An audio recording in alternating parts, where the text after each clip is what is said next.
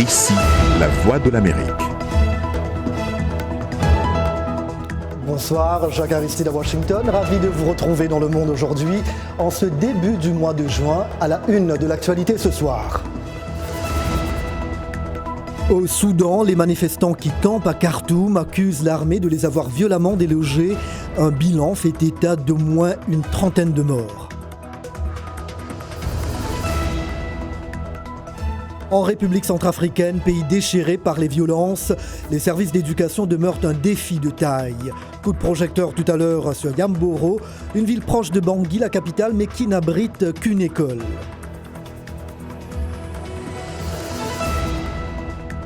Le président Donald Trump et son épouse Melania accueillis en grande pompe au palais de Buckingham au premier jour d'une visite d'État de 3 jours au Royaume-Uni, mais des propos du dirigeant américain font déjà polémique.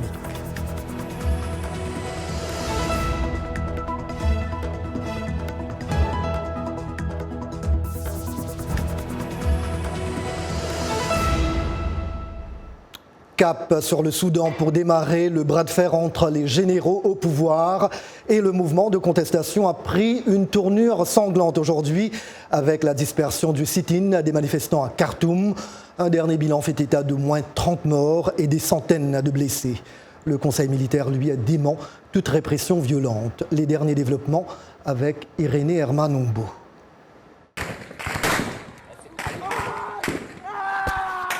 Des tirs nourris provenant des éléments de l'armée soudanaise et c'est la débandade dans le camp des protestataires. La manifestation s'est transformée en affrontement entre civils et forces de l'ordre, ce que dénonce l'opposition soudanaise. Il est inapproprié, pas correct et inacceptable selon les règles ou règlements en vigueur que des forces armées équipées d'armes lourdes traitent des civils de la sorte, quels que soient leurs actes. Les manifestants qui réclament depuis des semaines un transfert du pouvoir aux civils ont mis le feu à des pneus et érigé des petits murets avec des briques sur des routes accédant au lieu du sitting et sur des axes de la capitale. L'association des professionnels soudanais a indiqué que le conseil militaire a dispersé la foule par la force, ce que dément la Grande Muette qui, de son côté, divisait un secteur dangereux proche du sit-in où se déroulaient des activités illicites. La situation ne semble pas cependant décourager les manifestants qui annoncent une nouvelle mobilisation. Nous invitons tous les Soudanais à assister à la prière de l'Aïd sur le terrain et ce sera la plus grande prière de l'histoire du Soudan. Elle réunira tous les Soudanais et donnera la preuve que nous sommes capables de gérer le sit-in de manière responsable pour atteindre ces objectifs. Selon le comité central des médecins soudanais, les forces de l'ordre ont tiré à l'intérieur même de l'hôpital Sheikh Al-Nil et empêché l'accès au Royal Care, un autre établissement hospitalier de la capitale. L'Alliance pour la liberté et le changement a appelé à l'intervention urgente d'organisations humanitaires, citant la Croix-Rouge, le Croissant-Rouge et Médecins sans frontières. Elle a également appelé dans un communiqué à des marches pacifiques et à des cortèges dans les quartiers, les villes et les villages. Les condamnations de la communauté internationale n'ont pas tardé.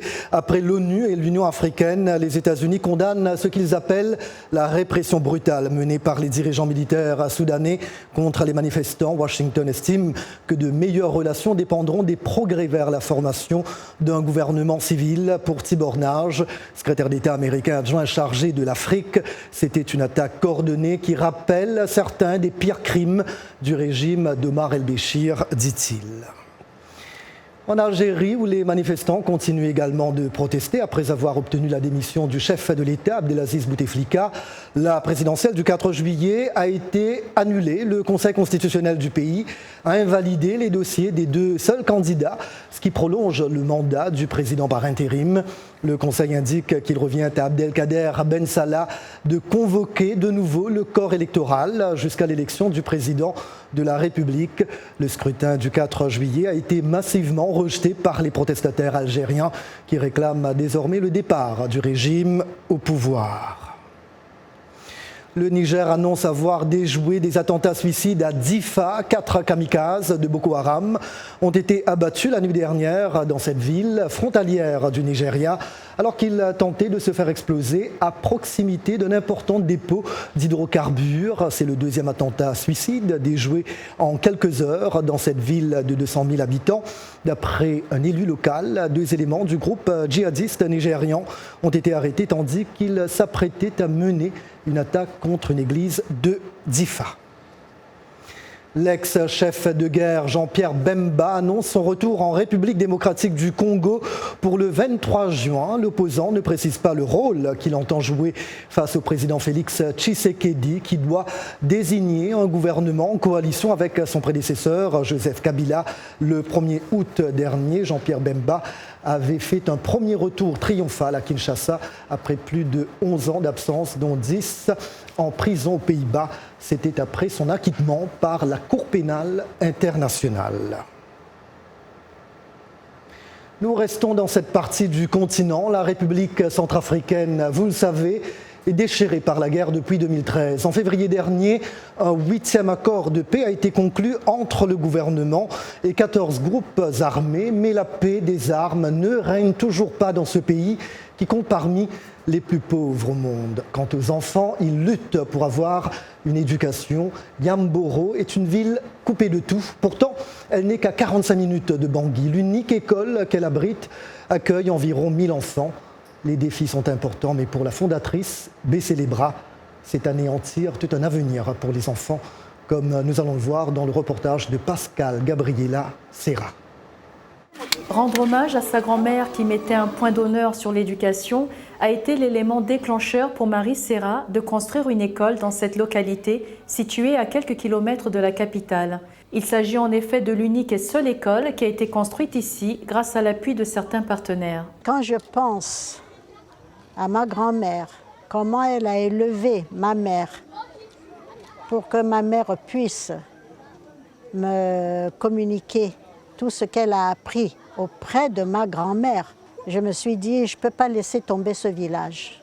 C'est un village qui était complètement abandonné, il n'y avait rien. L'année scolaire 2018-2019, nous avons plus de 800 élèves. Nous avons toujours 4 classes, ce qui est insuffisant.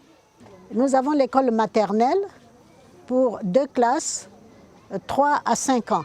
Et le jour où j'apprendrai, j'espère que je serai encore là, que l'un d'eux est devenu un haut fonctionnaire dans ce village. Voilà mon rêve. Bien que cette initiative soit louable, les défis sont pourtant énormes et en menacent la pérennité. L'école étant située loin de la capitale, il est difficile de faire travailler des enseignants qualifiés. Des parents s'improvisent alors professeurs et sont appelés des maîtres parents. Ajouté à cela, il faut aussi noter le manque d'accès à l'eau et aux soins médicaux. Le nombre des élèves augmente de plus en plus. Les classes sont devenues beaucoup plus petites. Nous avons aussi un réel problème d'eau.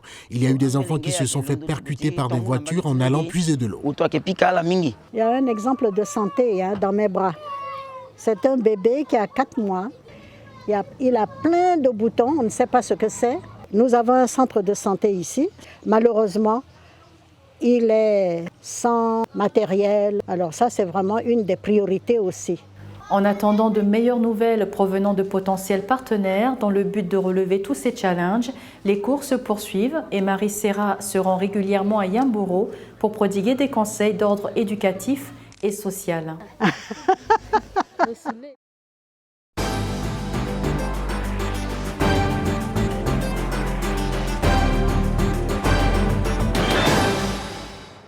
Le président américain en visite d'État de 3 jours au Royaume-Uni. Cet après-midi, Donald Trump a pris le thé avec le prince Charles après avoir reçu un cadeau de la reine et qualifié de loser total le maire de Londres, ce qui a d'emblée donné un ton polémique à son périple. Donald Trump a d'abord été accueilli dans la matinée par Elisabeth II au palais de Buckingham. Donald Trump s'est ensuite rendu accompagné de son épouse Melania, de sa fille et conseillère Ivanka Trump et de son gendre Jared Kushner à l'abbaye de Westminster. Il s'y est recueilli quelques minutes devant la tombe d'un soldat inconnu. Dans la soirée, il est l'invité de la reine pour un dîner d'État Plusieurs personnalités politiques, dont le chef de l'opposition travailliste, Jeremy Corbyn, et le président de la Chambre des communes, John Bercow, ont décidé de bouder le banquet. Des manifestations contre le président américain sont attendues pour demain, mardi. Eh bien, les relations dites spéciales entre Washington et Londres sont au premier plan de cette tournée. Que pensent les Britanniques de leur rapport avec les Américains? Notre correspondante à la Maison-Blanche, Patsy Widakusrao, a réalisé ce reportage dans la capitale anglaise. Le récit est de Gaby Dorsil. Donald Trump est un personnage controversé en Grande-Bretagne. Et les sondages montrent que la majorité des Britanniques ne l'aiment pas. Je pense que tout chez lui est affreux. Et il ment aussi. Il est très méchant. Comment un président qui se comporte comme il le fait et dit le genre de choses qu'il dit est autorisé à rester sur la scène politique? Je pense simplement que c'est ridicule. Il est très important qu'il vienne ici au nom des relations entre les États-Unis et le Royaume-Uni, mais seulement parce que les relations entre les États-Unis et le Royaume-Uni sont aussi excellentes. Trump a été critiqué lorsqu'il a retweeté des vidéos anti-musulmanes d'un groupe d'extrême droite britannique et qu'il a accusé les services de renseignement britanniques d'espionnage pendant sa campagne électorale. Néanmoins, les responsables britanniques soutiennent que les relations spéciales des deux pays restent intactes. Et qu'en pense le citoyen lambda? Je ne suis pas sûre que ce soit aussi fort, mais oui, je pense qu'elle est toujours là. Si la population en veut, alors cette relation va perdurer, peu importe qui est au pouvoir, vraiment. Je pense que c'est l'une des rares relations de l'histoire moderne à ne jamais vraiment disparaître, parce que nous avons traversé des périodes sombres et des meilleurs moments. La relation spéciale est un terme inventé après la Seconde Guerre mondiale par le Premier ministre britannique Winston Churchill pour décrire les relations bilatérales étroites entre Washington et Londres sur les plans politiques, culturels, économiques, militaires et historiques. Des manifestations ont été organisées contre la visite de Trump, mais d'autres leaders américains avant lui ont eu une réception aussi froide de la rue londonienne. Reagan en 1982 et Bush fils après l'invasion de l'Irak en 2003 viennent à l'esprit. Également dans l'actualité en Syrie, le régime de Bachar al-Assad a de nouveau bombardé aujourd'hui la province d'Idlib. 6 civils ont été tués. Ces nouveaux raids meurtriers interviennent malgré un appel du président américain Donald Trump à mettre fin à ce qu'il qualifie de bombardement infernal par l'armée syrienne et ses alliés. La Russie, qui aide militairement le régime dans le pays en guerre, affirme avoir visé des terroristes à Idlib, en grande partie contrôlés par Ayad Tahrir al-Sham et ultime grand fief des djihadistes en Syrie. Depuis fin avril, le régime Assad et l'armée de l'air russe bombardent les secteurs djihadistes dans la province d'Idlib et d'autres également sous contrôle de ce groupe dans les provinces voisines de Hama, d'Alep et de Latakia. Et puis, conséquence du conflit en cours et d'une sécheresse historique, près de la moitié des Afghans vivant en milieu rural sont en situation d'insécurité alimentaire. C'est ce qu'indique le Bureau de la coordination des affaires humanitaires de l'ONU dans son rapport annuel. D'après l'OCHA, plusieurs saisons consécutives de faibles précipitations ont contribué à un déficit hydrique de plus de 70% dans de nombreuses régions du pays. La majorité de la population dépendant de l'agriculture pour subsister, des centaines de milliers de personnes ont été contraintes de quitter leur foyer pour chercher de l'aide près des grandes villes. D'après l'OCHA, toujours, alors que le conflit en cours dans le pays a déplacé un peu plus de 382 000 personnes l'an passé, soit 21% de moins qu'en 2017, près de 484 000 personnes. La sécheresse a conduit au déplacement de 251 000 personnes, soit un total de 635 000 déplacés l'année dernière contre 512 000 en 2017. Le nombre de personnes nécessitant une aide alimentaire est ainsi passé de 3,3 millions début 2018 à 13,5 millions en février dernier pour une population estimée d'un peu plus de 30 millions d'habitants. Vous regardez Le Monde aujourd'hui en direct de Washington sur VOA Afrique.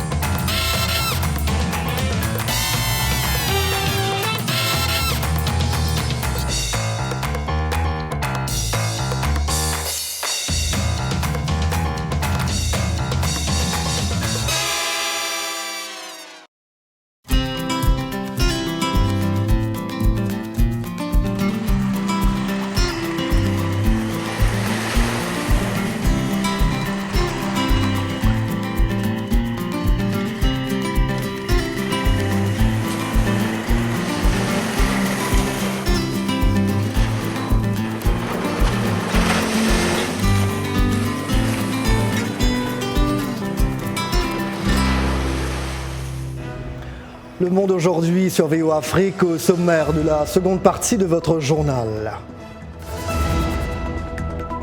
Dans la rubrique Afrotech, nous prendrons le large, littéralement, pour voir comment un navire s'apprête à effectuer la traversée transatlantique sans équipage. Oui, sans équipage.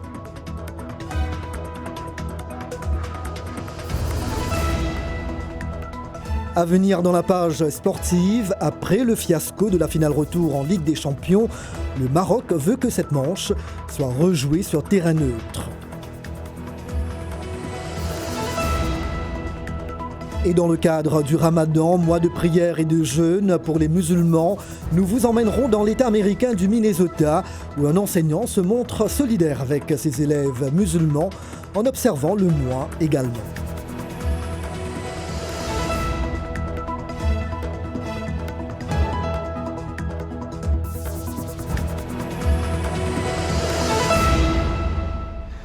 C'est un moment que j'attends avec beaucoup d'impatience. C'est lundi et c'est le jour de votre rubrique Afrotech avec Arzouma Compaoré. Bonsoir Arzouma. Bonsoir Jacques. Ça fait des semaines, hein? Ça fait déjà quelques semaines, c'est vrai. Mais bonsoir à toutes et à tous. Alors on se rend tout de suite à Djibouti, où un protocole d'entente a été signé mardi dernier entre le ministère de l'Énergie et le groupe français Engie pour la mise en place d'une centrale photovoltaïque et d'une capacité de production de 30 MW. Dépourvu de ressources pétrolières, Djibouti dépend à 80% des importations éthiopiennes en matière d'électricité, mais son programme de modernisation n'en est pas moins ambitieux. Selon le ministre de l'Énergie, le pays vise officiellement un objectif de 100% d'énergie renouvelable et locale en 2020. Et le pays ne se limite pas là. Parmi les principales promesses, les principaux chantiers, un contrat de concession pour une exploitation d'éoliennes de 60 MW, l'implantation de 495 hydroliennes ou encore la combinaison énergétique solaire, éolienne, géothermique et biomasse pour 500 MW sur 10 ans du japonais Mirai Sozo Eik. Vous nous emmenez au Sénégal pour le focus de la semaine. Tout à fait, Jacques. Alors, le focus de notre semaine, dans ce focus, on parle d'une start-up qui s'appelle Oniric, qui fait bouger l'écosystème tech sénégalais. Elle conçoit, fabrique et teste des kits solaires sur place au Sénégal. Son kit SolarBox alimente téléphone, tablette, radio et télévision ou ventilateur. Il contient un panneau solaire de 50 watts, une box à énergie ultra haute autonomie, 3 lampes à suspendre et un téléviseur écran plat. Le tout installable en 10 minutes seulement par un particulier. Alors elle intègre également une carte SIM et une borne Wi-Fi pour bénéficier d'Internet dans toute la maison. Ce qu'il faut savoir, Jacques, c'est que selon Tech in Africa, le Sénégal dispose aujourd'hui d'une vaste audience publicitaire sur les médias sociaux, Facebook et Instagram représentant environ 44 millions d'utilisateurs actifs chaque mois. Focus, folie d'invention, ça c'était pour le focus. Maintenant, folie d'invention. On a eu un avant-goût tout à l'heure dans les titres, mais dites-nous davantage. Tout à fait, Jacques. Alors, nous parlons d'un navire spécial. Vous avez dit tout à l'heure, c'est un navire un peu aux allures de fantôme. Alors, ce navire réalisera bientôt une traversée transatlantique, la nouvelle tendance pour les SUV, les véhicules de surface télécommandés. Bien qu'aucune date précise ne soit fixée, ce petit cargo, le Max Limer, se prépare pour son tout premier voyage transatlantique. Alors, c'est un reportage de Kevin Enoch de VOA que je reprends pour vous. Le Max Limer de 12 mètres de long est sur le point de rentrer dans l'histoire car bientôt, il quittera ce port au Canada et entamera un voyage de 35 jours en Angleterre, le tout sans équipage. Ashley Skett travaille pour SeaKit International, la société qui a conçu le bateau. Selon lui, l'objectif des navires sans équipage, comme le Max Limer, est d'assurer la protection des humains. L'objectif principal ici est d'extraire les êtres humains des situations dangereuses et de les placer dans un environnement plus sûr. La sécurité est l'un des principaux moteurs de ce projet. Mais au-delà de la sécurité, quand un navire n'a pas besoin d'espace pour un équipage, il faut une toute nouvelle façon d'approcher la conception de ce navire. Le navire hybride fonctionne avec une batterie à gaz, ce qui signifie qu'il consomme beaucoup moins de carburant que les navires ordinaires. En outre, le radar et les équipements de communication permettent aux humains de piloter le vaisseau à distance à partir d'une salle de contrôle au sol. À cette salle de contrôle pour voir l'horizon tout autour du navire, presque en temps réel. Pour la plupart des navires, il est très difficile de voir ce qui se trouve derrière vous si vous êtes sur le pont de ce navire.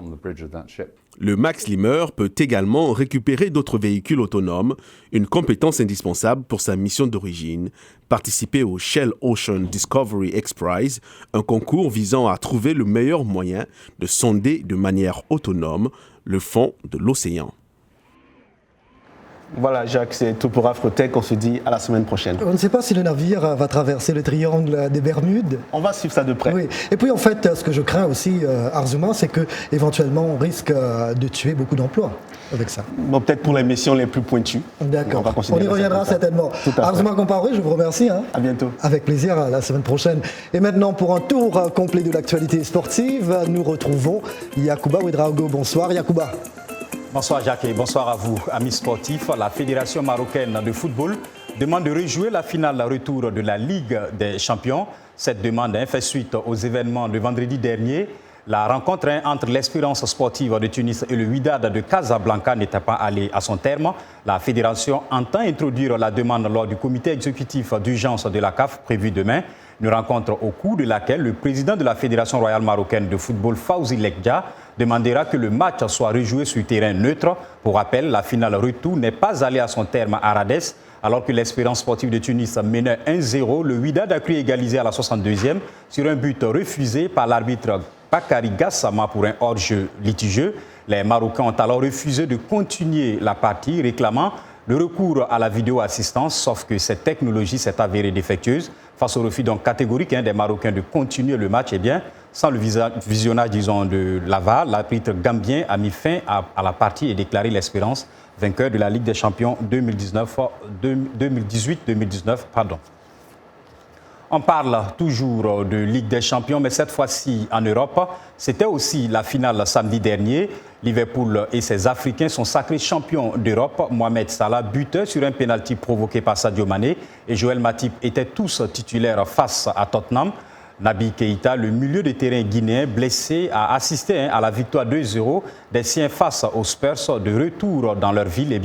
Les Reds ont été accueillis et célébrés par des dizaines de milliers de fans, comme vous le voyez. C'est le 6e trophée pour Liverpool dans cette compétition. Un sacre que Liverpool doit en partie à ses Africains, je le disais, suivant deux d'entre eux, le Sénégalais Sadio Mané et le Belge d'origine kenyane, Divock Origi. Ouais. Honnêtement, c'est incroyable. C'est incroyable. On est vraiment heureux. Ça n'a pas été facile, ça a été un long chemin, mais on n'a jamais baissé les bras et on a toujours continué à y croire. Et au final, on a été récompensé. Dans les vestiaires, vous avez entendu ma voix, c'était chaud là-bas. Il n'y a même pas d'espace. Alcool partout avec les gens là, musique forte. C'est juste incroyable. Jouer dans un club comme Liverpool, tu sais qu'il y a des gros matchs dans une saison et on a beaucoup de talent. Dès le début de saison, je savais qu'on allait faire une saison spéciale. Et à la fin, on l'a fait.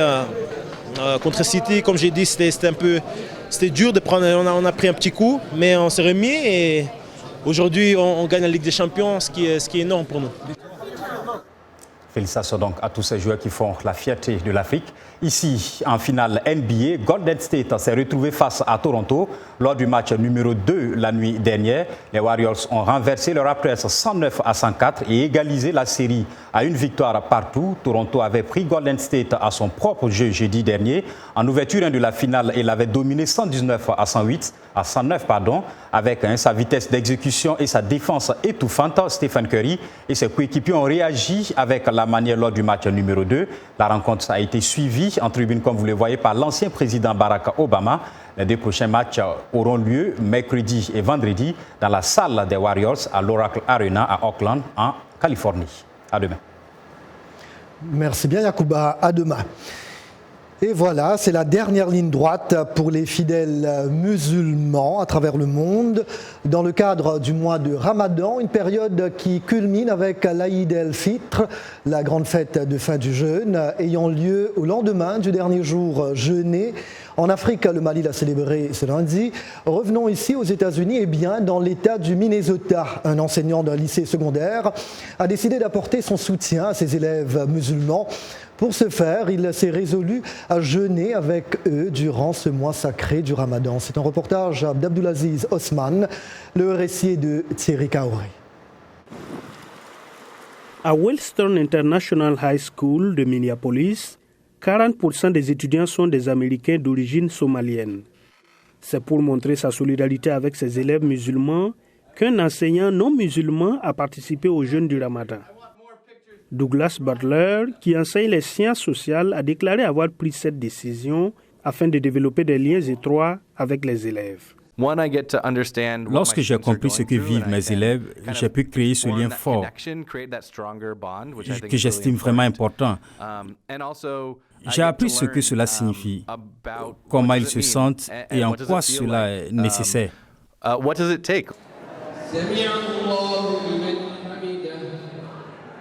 Pour un non-musulman, jeûner et observer le Ramadan peut être assez difficile.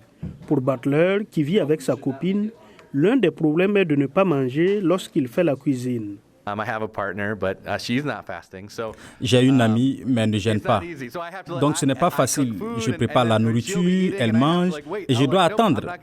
Non, je ne vais pas encore manger. J'attendrai l'iftar, le temps de rompre le jeûne. Mais à la fin de la journée, je le fais pour mes élèves. Alors que le soleil se couche, Butler et d'autres personnes rompent leur jeûne ensemble en mangeant des dattes et en buvant de l'eau. Les élèves de Butler respectent sa décision de jeûner et se disent reconnaissants pour sa participation. Il n'est pas musulman et il jeûne, enseigne et aide pour tout ce dont j'ai besoin. Je suis si heureuse et ravie. Le mois de jeûne musulman se termine avec la célébration de l'Aïd el-Fitr. Le but de cette célébration est de promouvoir la paix et de replonger les adeptes dans le cours normal de la vie après le long mois de maîtrise de soi et de dévotion religieuse. Belle preuve de solidarité. Et voilà, point final à ce journal. Merci de l'avoir suivi. C'était Jacques Aristide à Washington. Rendez-vous demain, même heure, même endroit. Toute l'équipe se joint à moi pour vous souhaiter une très belle soirée et une excellente semaine. À demain. Merci.